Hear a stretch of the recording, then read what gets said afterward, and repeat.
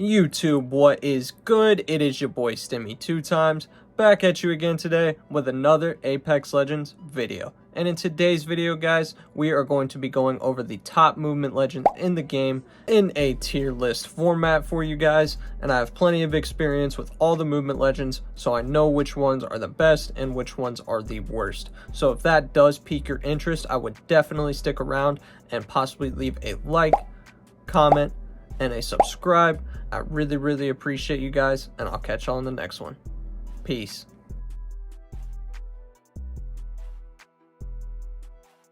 Alright, YouTube, let's get straight into this tier list. So all the legends in F tier are not movement legends, so we're just going to leave those there. And let's start with Ashe. And I'm going to put Ashe in C tier. Her movement ability is obviously her ultimate. It's okay. It's really just like a downgraded version of Wraith's Portal almost. I mean, it's okay sometimes. It's really wonky when you're actually like trying to use the ultimate, and can honestly sometimes get you killed more often than it saves you.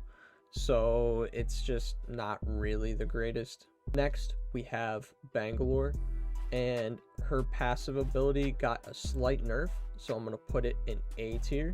It is still a very amazing movement ability and can win you fights and get you out of situations that you otherwise maybe wouldn't have gotten out of in the first place. So it's a great ability for that, and you also don't need to have a tactical or ultimate to use it. It just activates automatically. So that's also a really nice part of the ultimate, or the passive. So I think A tier is a really good spot for Bangalore. Next, we have Bloodhound, and that is his ultimate ability.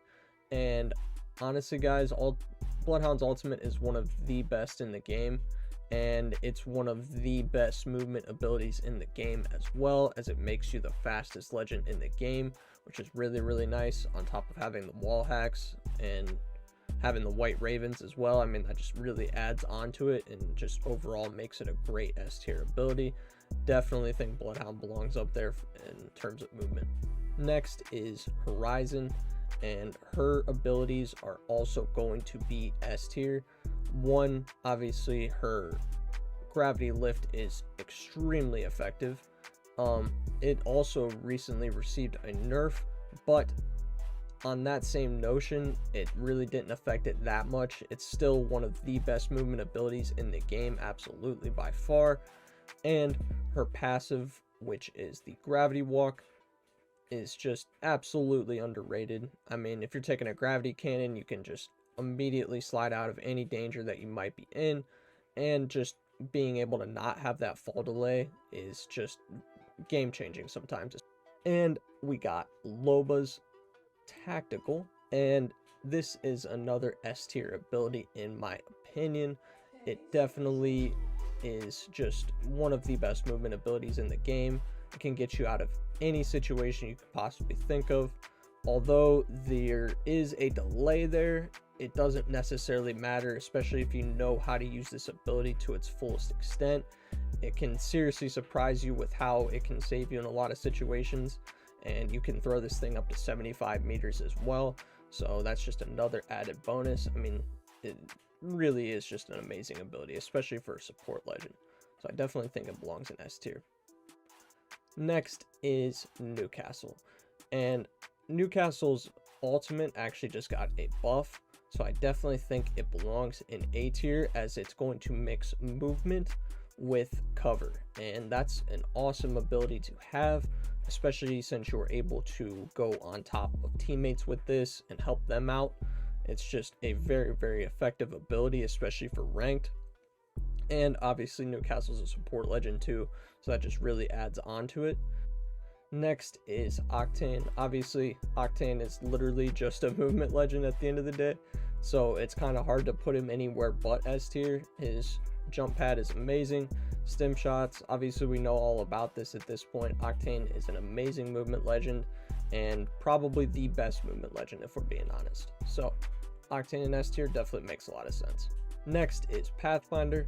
I'm going to put that S tier as well. Pathfinder's grapple and zip lines are just the definition of movement, if that makes sense.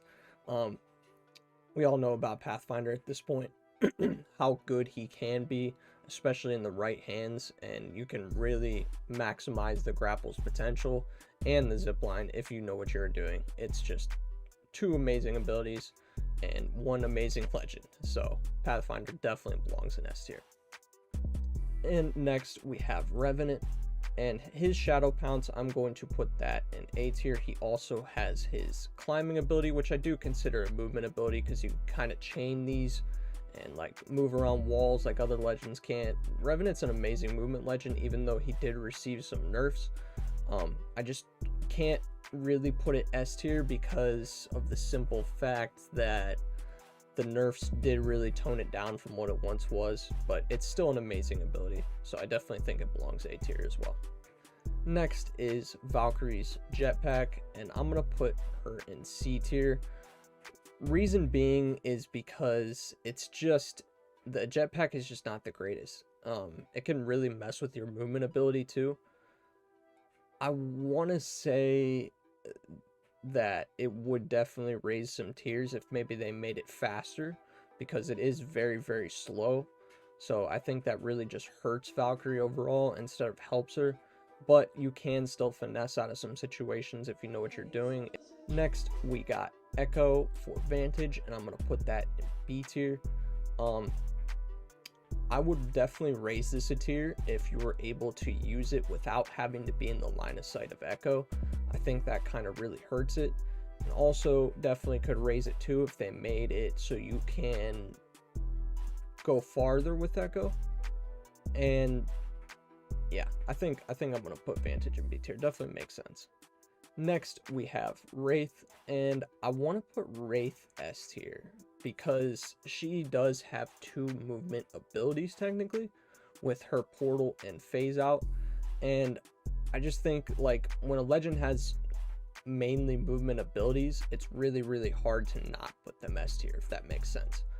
And I think I'm pretty comfortable with that. I mean, we obviously know what Wraith's potential is at this point and what she can do for you, so I definitely feel comfortable putting her in S tier.